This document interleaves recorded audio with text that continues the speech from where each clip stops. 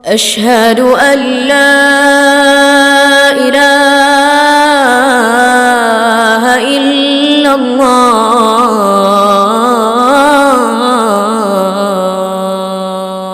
Wa yaqulu, Nabi sallallahu alaihi wasallam kemudian berkata, ya ayuhan nas, wahai sekalian manusia, qulu la ilaha illallah, katakanlah tidak ada Tuhan yang berhak disembah kecuali Allah. Tuflihu wa tamliku bihal araba wa tadhillu lakum al ajamu.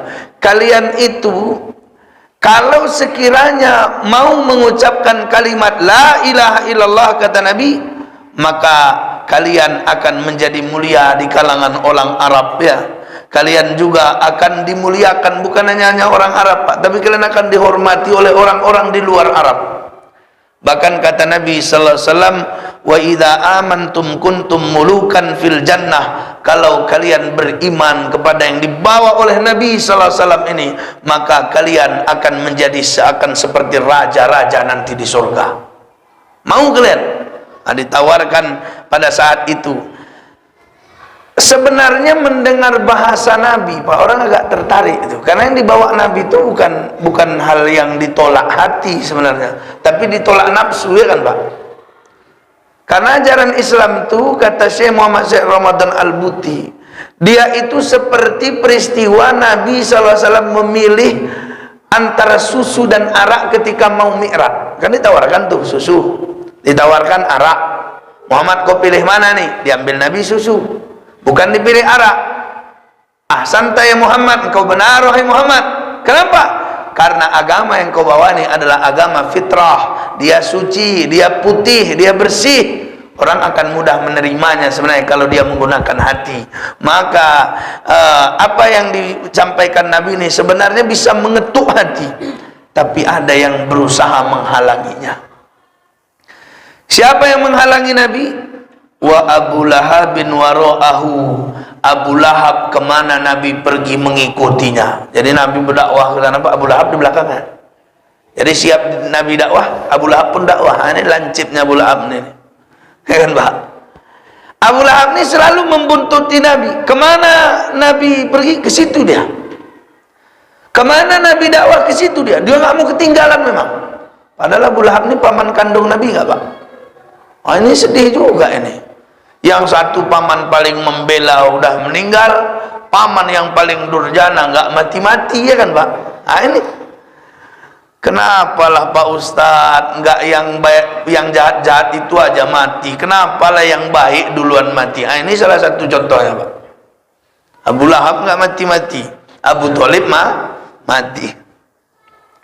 Jadi pada saat itu wa Abu Lahab bin wara'ahu yaqulu, Abu Lahab yang mengikuti Nabi dari belakang, siap Nabi berdakwah, siap Nabi mengatakan sesuatu kepada mereka, maka Abu Lahab pun menyambung cerita Nabi dengan berkata apa? La tuti'uhu fa innahu sabiun kadhibun. Jangan kalian ikuti dia, jangan percaya sama dia nih. Kenapa? Karena dia ini adalah orang yang keluar dari agama nenek moyangnya, dan dia seorang pendusta. Ada ulama mengatakan sobiun ini adalah penyembah bintang. Dan percaya kalian sama dia, ini penyembah bintang ini, tak apa-apa cakapnya ini. Pokoknya kadhibun, dia ini pendusta. Abu Lahab asal dakwahi lagi, orang, kayak mana menurut kau tentang anak itu? Datang Abu Lahab, jangan percaya kalian. Semua orang nggak suka sama dia nih. Dia ini keluar dari agamanya, dan dia ini adalah pendusta. Nah, itulah terus dilakukan. Sehingga apa? Fayarudduna ala Rasulillahi aqbahar raddi wa yu'dzunahu. Dan sehingga tidak ada memang seorang pun yang ikut ikut dari ajaran yang diajak oleh Nabi sallallahu alaihi wasallam. Memang bertahun-tahun nggak ada, Pak. Maka jamaah sekalian yang dimuliakan Allah Subhanahu wa taala, kemudian Nabi sallallahu alaihi wasallam terus dia berdakwah sampai suatu ketika Nabi sallallahu alaihi wasallam bertemu dengan kabilah. Kabilah ini, Pak, kabilah ya Nabi sallallahu alaihi wasallam kan berdakwah sampai Aqabah, Pak, ya. Aqabah itu jadi di mana orang lontar jumrah dia. Nabi dakwah itu di situ tuh. Ketika Nabi berada, makanya nanti ada Bai'atul Aqobah pertama, ada Bai'atul Aqobah, karena Aqobah itu tempatnya. Jadi di situ bertemu Nabi dengan siapa? Orang Khazraj. Ini dari mana nih? Dari Madinah. Jadi Nabi SAW melihat mereka. Gitu melihat mereka, Nabi SAW bertanya kepada mereka, apakah kalian mau, kata Nabi, duduk sebentar, aku ingin bercerita pada kalian. Mau? Oh, silakan. Nah, kemudian pada saat itu Nabi bertanya, kalian siapa kalian? Kata mereka, kami ini adalah minal Khazraj. Jadi ada suku Aus, ada suku Khazraj. Jadi kemudian kata Nabi, amun mawaliya Yahuda, kalian ini teman orang Yahudi? Kata mereka, iya, teman kami di sana Yahudi. Oh, kata Nabi, ya udah duduk dululah, aku mau cerita sama kalian nih. Ya udah, ceritalah. Kemudian diajak Nabi lah, dibilang Nabi, aku ini adalah Rasulullah. Aku ingin mengajak kalian kepada mentauhidkan Allah, tidak mensekutukan Allah dengan apapun. Pokoknya diajak, Pak. Gitu diajak. Orang ini kan berkawan sama orang Yahudi. Apa kata mereka? Mereka tengok-tengokan. Nabi. Yang satu lagi nengok lagi. Nabi, woi. Tengok-tengokan orang tuh. Kenapa mereka tengok-tengokan?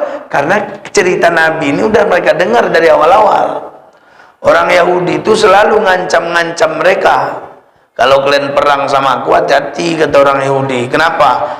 Sempat kita perang, nanti datang Nabi terakhir, kami langsung mengimaninya, kami akan perangi kalian bersama Nabi itu, kalian masuk neraka. Macam ancaman Yahudi ini, Pak.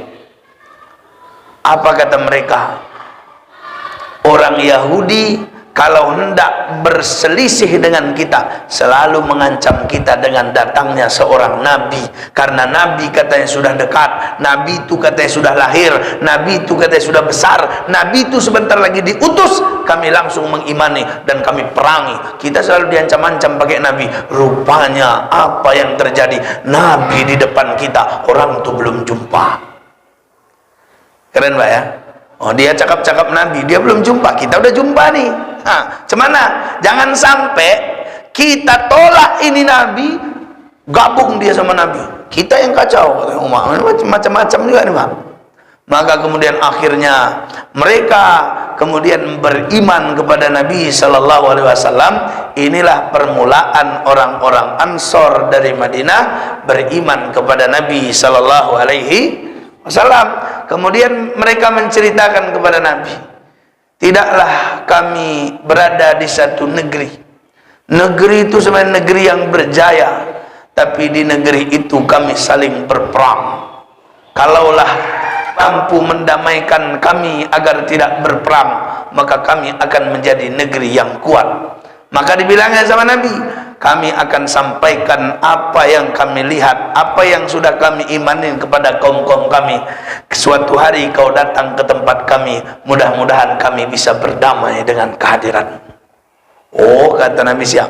Maka nanti ketika Nabi Shallallahu Alaihi Wasallam sudah melepas mereka, mereka pun berdakwah di tempatnya. Kemudian nanti datang utusan mereka yang berbaiat kepada Nabi Shallallahu Alaihi Wasallam di Bai'atul Aqobah pertama dan kedua, ya Pak ya. Nah, inilah cikal bakalnya nih. Makanya nanti itu Nabi sampai ke sana, tidak ada lagi peperangan antara dua suku karena Nabi berhasil mendamaikan mereka. Nabi Sallallahu Alaihi Wasallam ternyata dakwah yang begitu lama, dakwah yang setiap kali musim haji yang gak ada titik terang, tapi kali ini ada titik terang. Dari siapa? Bukan dari orang Mekah, tapi dari orang yang dekat dengan orang Yahudi. Orang Yahudi ini kan punya kitab, Pak, maka mereka disebut dengan ahlul kitab. Cuman mereka orang yang pintar itu Yahudi, Pak. Madinah itu dikuasai, pasarnya dikuasai Yahudi. Padahal orang tuh nggak banyak perantunya orang tuh situ. Tapi karena intelektual mereka, kecerdasan mereka, maka saat itu mereka menguasainya. Tapi memang ada juga untungnya. Kenapa? Karena mereka seling menyebut-nyebut ada Nabi sebentar lagi diutus, ada Nabi sebentar lagi. Harapan mereka sebenarnya Nabi itu dari kalangan Yahudi. Atau kalau tidak pun Yahudi, keturunan Israel. Udah cukup bagi mereka tuh. Kalau keturunan Israel berarti ya saudara kita tuh. Tapi kalau dari bangsa Arab, nanti lihatlah Nabi ke sana pun didustakan mereka. Kenapa? Karena mereka tidak mau mengakui kalau tidak dari golongan dan kelompok mereka. Inilah jamaah sekalian, kajian kita pada kesempatan kali ini. Ada mau ditanya, Pak? Silakan.